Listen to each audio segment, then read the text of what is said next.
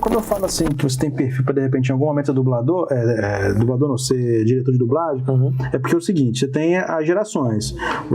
Basicamente você ganhou uma profissão na infância. Sim. Porque você começou a dublar com criança, hoje você basicamente está estabilizado dentro da profissão. Graças a Deus. As pessoas já te conhecem, então normalmente em algumas questões é provável que você nem faça teste, né? O diretor já vira e fala assim, poxa, eu preciso disso, e aí já pensando em você. Às vezes o cliente manda também, tem alguns atores que eu já faço, aí o cliente já manda falando que tem que ser eu. E se respeita muito isso aqui no Brasil? Tipo assim, determinado ator, por exemplo, ser o mesmo dublador? Então, não é no Brasil, né? Depende da empresa mesmo. Por exemplo, a Netflix é uma que tem muito cuidado com isso. Se você dublou um personagem que tem alguma importância, se esse ator voltou, eles provavelmente vão te priorizar. Tem algumas empresas que priorizam isso mesmo, mas isso não é necessariamente uma coisa que é uma regra e tal. Mas acho que é legal, né? Assim, eu acho estranho quando muda. Eu não consigo imaginar outro ator fazendo Schwarzenegger, por exemplo. Sim, o dublador fazendo Schwarzenegger. Perfeito, Você já tá acostumado. Você a voz do Schwarzenegger, do Rambo também. Sim. Você tem o Adam Sandler, né? Não tem como. O Rambo não, o Sylvester Stallone, né? Sim. Rambo é o personagem.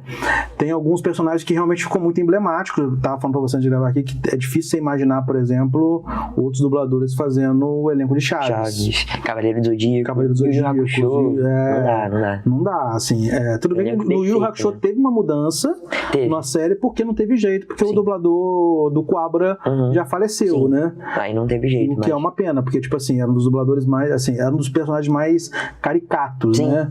Então, assim, era perfeita a voz dele, né? Casava muito com o Quabra. Casava muito. Tanto que, pra mim, o Quabra da série é outro personagem. Sim.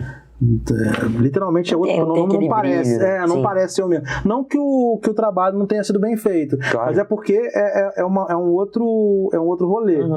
E outra proposta, né? É uma outra proposta, é uma outra coisa. Até pra dublagem do Marco Ribeiro no Yusuke, né? O Marco, eu conversei com ele esses dias, até falei do Marco vir aqui gravar algum dia um podcast com a gente também. Tem que ir. Já levei ele em evento, e ele faz o meu personagem da minha série favorita, que é Yu Yu Hakusho. Sim. Né? Eu não gosto muito de falar isso, que se entrega uma idade, entendeu?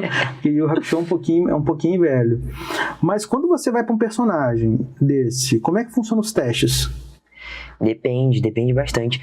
Tem, por exemplo, um assunto que acho que a gente vai falar daqui a pouco, mas teve Tartarugas Ninja, por exemplo, que o teste foram trailers que a gente fez e o cliente foi aprovando, falou, eu acho que eles podiam ser eles, mas talvez fazendo uma voz um pouco mais nova, ou a gente não chegou a ser, a gente quer tentar outras vozes e tal, e aí o diretor, obrigado pela gente e tal, sabia que a gente, enfim, a gente... O diretor é o Manolo, né? Começou sendo o Manolo, aí acabou que ele teve entrevista, teve que sair da empresa na época e tal, e aí virou o Rodrigo Oliveira, que também teve o mesmo carinho com a gente, mas o Manolo que deu o presente mesmo, e o Rodrigo que fez acontecer no filme em si, né?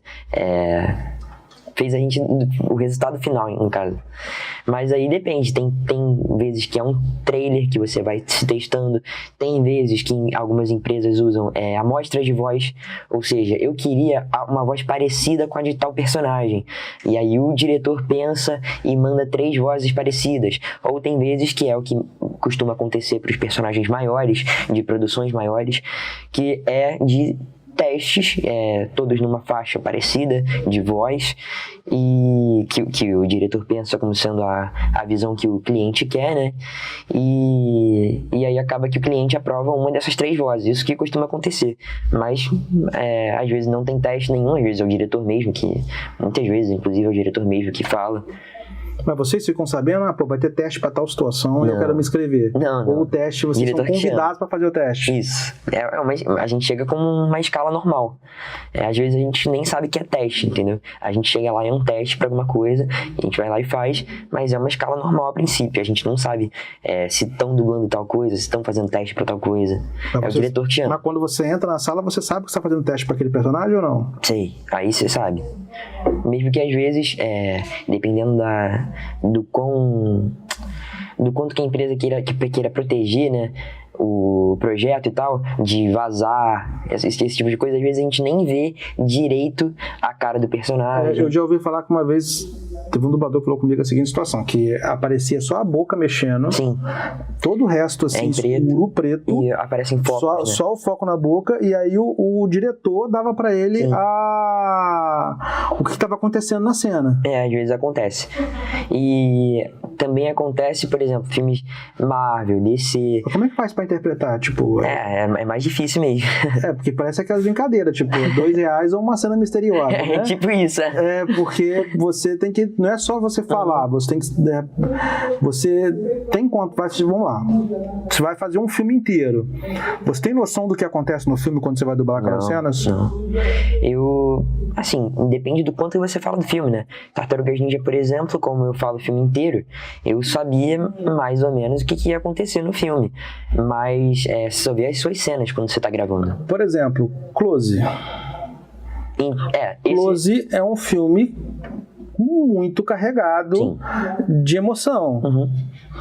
Então, assim, e Close ele é marcado por tempos, assim, tanto que a gente que assiste, a gente acha que o filme é sobre uma temática, acha que o filme é sobre um romance LGBTQIA+, de dois menininhos ali na infância, o primeiro amor, mas depois você vai vendo que, na verdade, o filme é sobre outro assunto, e é extremamente pesado, sobre luto, sobre suicídio, sobre saúde mental.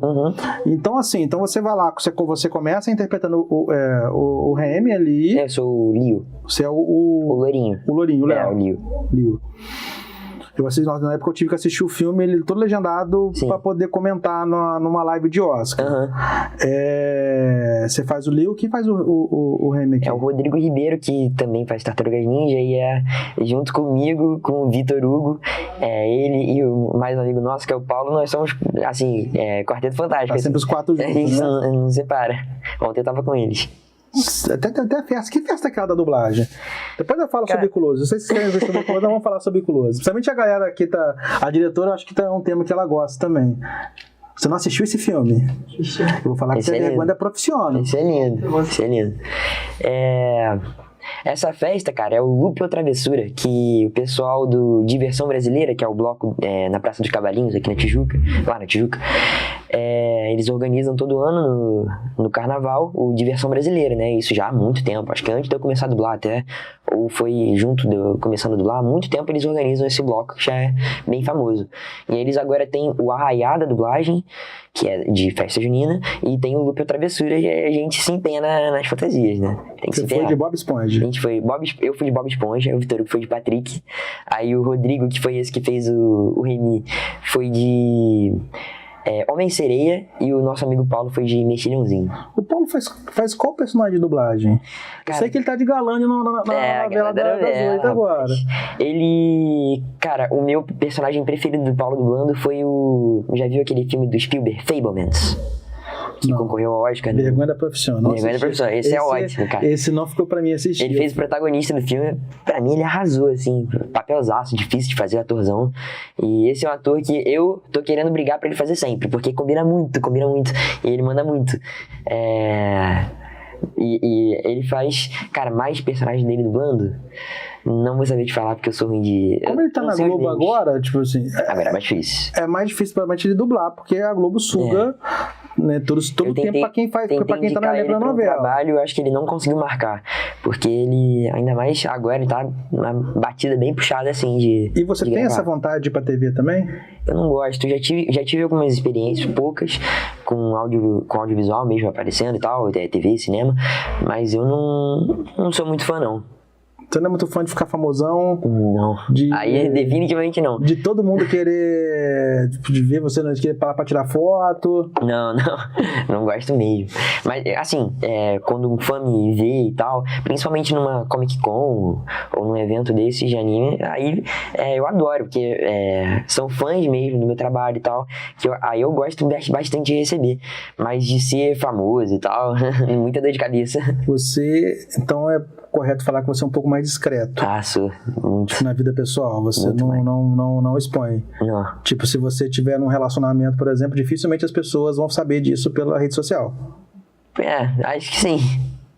Então tá vendo? Não gosto mesmo de postar. Eu não sei se você tem chance ou se você não tem chance, porque ninguém vai saber, porque ele não posta, entendeu? Dando aqui a notícia para as libelas da internet aí, que de repente podem estar querendo, né, que estão vendo que não é criança, porque tem fake news, né? Tem. Mas nós vamos falar dessa fake news no próximo bloco.